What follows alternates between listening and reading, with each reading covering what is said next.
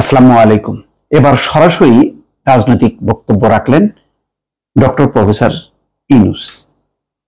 তিনি নতুন নির্বাচন দাবি করেছেন এবং বলেছেন গণতন্ত্রে রাষ্ট্রের মালিক হচ্ছে জনগণ। দর্শক, ভারতীয় একটি গণমাধ্যমে লম্বা একটি সাক্ষাৎকার দিয়েছেন। এই সাক্ষাৎকারে তিনি খুবই সাহসের সঙ্গে নতুন নির্বাচনের দাবি করলেন।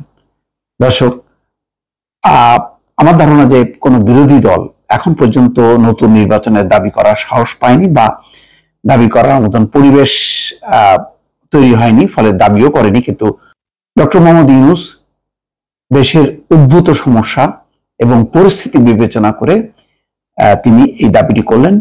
বললেন যে নতুন নির্বাচনের মধ্য দিয়ে উদ্ভূত যে সংকট, সেই সংকটের সমাধান সম্ভব।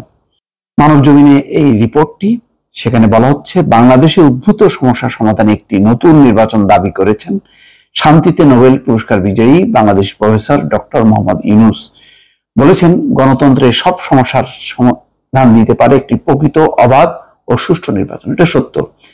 যদি জবাবদিহিমূলক একটি নির্বাচন না হয় এবং গণতন্ত্র যদি কায়েম না হয়, তাহলে আসলে সংকট থাকবে, অহমিকা থাকবে, অহংকার থাকবে, দম্ভ থাকবে, যে কোনো দাবিকে তুচ্ছ তাচ্ছিল্য করে উড়িয়ে দেওয়া হবে এবং তার পরিণতিতে ভয়ঙ্কর একটি পরিস্থিতি তৈরি হবে, যেটি বাংলাদেশ এই মুহূর্তে মোকাবেলা করছে। একই সঙ্গে তিনি বলেন কোটা আন্দোলনকারীরা কাউকে হত্যা করতে যাননি, নিরপরাধ শিক্ষার্থীদের উপর গুলি চালানো হয়েছে। এই জন্য তিনি পরিস্থিতি সামাল দেওয়ার জন্য বিদেশিদের কাছে সহায়তার আহ্বান জানিয়েছেন। জানেন তিনি যে রাষ্ট্র সরকারের কাছে বলে লাভ নেই, তারা যে কোনো পরিস্থিতিতেই, এমনকি কোটা আন্দোলন যখন শান্তিপূর্ণ ছিল তখনও তারা বলছিল যে এই আন্দোলন, এমনকি শিক্ষকদের আন্দোলনেও তারা জামাত বিএনপির ভূত দেখছেন। আর ওয়াদুল কাদের তো বলেই ফেললেন যে তারেক রহমান লন্ডন থেকে নাকি এই ছাত্র আন্দোলন পরিচালনা করছেন। তারেক রহমানের নেতৃত্বে যদি এত বড় ছাত্র আন্দোলন হয়, তাহলে তো আসলে সরকারের ক্ষমতায় না থাকাই ভালো। যাই হোক, আচ্ছা, তিনি বলছেন যে এই মুহূর্তে সরকারের এমন কোনো বিশ্বাসযোগ্যতা নাই। তিনি বলছেন এর অর্থ এই নয় যে বিদেশিরা অনানুষ্ঠানিকভাবে বন্ধুত্বের হাত বাড়িয়ে দিয়ে সমস্যার সমাধানে সহায়তা করবেন। বাংলাদেশে হত্যাকাণ্ড বন্ধে তিনি বিদেশিদের প্রতি আহ্বান জানান। তিনি বলেন আজ বাংলাদেশে যা ঘটছে এমনও হতে পারে ভারতেও তা ঘটতে পারে।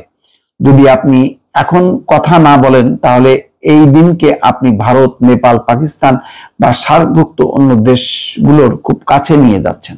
খুবই ভালো বলছেন যে বাংলাদেশের এই যে হত্যাকাণ্ড, যে নিরীহ মানুষ হত্যা, এটা যদি সব দেশ প্রতিবাদ না করে, তাহলে অন্যান্য দেশও কিন্তু আক্রান্ত হবে এই ধরনের, তখন সেই সব দেশ এই ধরনের সংকটের মধ্যে পড়বে।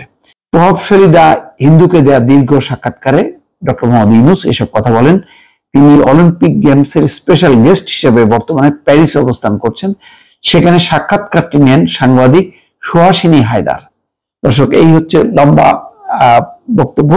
তার সংক্ষেপে যদি বলা হয়, তিনি যেটি বলছেন, প্রথম প্রশ্ন যে উত্তরে তিনি বলছেন কারফিউর মধ্যে আমি বিমানবন্দরে গিয়েছি, পরিস্থিতিকে সরকার এমন ভাবে দেখাচ্ছে যেন বিদেশি কোনো সেনা বাংলাদেশে আগ্রাসন চালিয়েছে। তাই সেনা ও আধা সামরিক বাহিনীকে বুলেট সহ নামানো হয়েছে বিক্ষোভকারীদের দমিয়ে রাখতে। তাদেরকে, অর্থাৎ ছাত্র, পরাজিত করার মুডে ছিলেন, তারা শৃঙ্খলা ফেরানোর মুডে ছিলেন না। ফলে যা ঘটেছে সেটা কি, কেন তারা এরকম বাহিনীকে নামিয়েছে? সরকার কি একটি বিদেশি শক্তি যে বুলেট দিয়ে স্থানীয়দের দমন করছে? তারা তো আপনার দেশের, আপনার নিজের দেশের নাগরিক, বিশ্ববিদ্যালয়ের শিক্ষার্থী, তারা তো সমাজের শীর্ষ শতকরা 1 ভাগ। তারা দেশকে পরিচালনা করতে প্রস্তুত। তারা যেন অন্য দেশের শক্তি হিসেবে বাংলাদেশে আগ্রাসন চালাচ্ছে, তাই তাদেরকে আপনি হত্যা করছেন, দেখা মাত্র গুলি করা হচ্ছে। সুতরাং এটাই হলো পরিস্থিতি যা বাংলাদেশে উদ্ভব হয়েছে। তিনি বলছেন যে আমি বিশ্ব নেতাদের প্রতি অনুরোধ করেছি এটা দেখতে, যাতে এই হত্যাকাণ্ড বন্ধ করা যায়। এই দৃশ্য আমি আর দেখতে পারছিলাম না। আসলে সত্যি কথা এটা। গত কয়েকদিন ধরে যে ধরনের ভিডিও, যে ধরনের চিত্রগুলো আমরা দেখলাম, এটা আসলে সহ্য করার না। অথচ যারা গুলি করলো একেবারে প্রকাশ্যে, যাদের চেহারা, ছবি, ভিডিও আছে, স্টিল ফুটেজ আছে, তারা কিন্তু আইনের আওতায় আসলো না। আইনের আওতায় আসছে। এখন জামাত বিএনপির সর্বস্তরের নেতাকর্মী বেপরোয়াভাবে ধরপাকড় চলছে।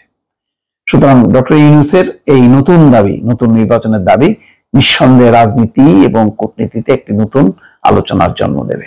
ভালো থাকবেন। আল্লাহ হাফেজ।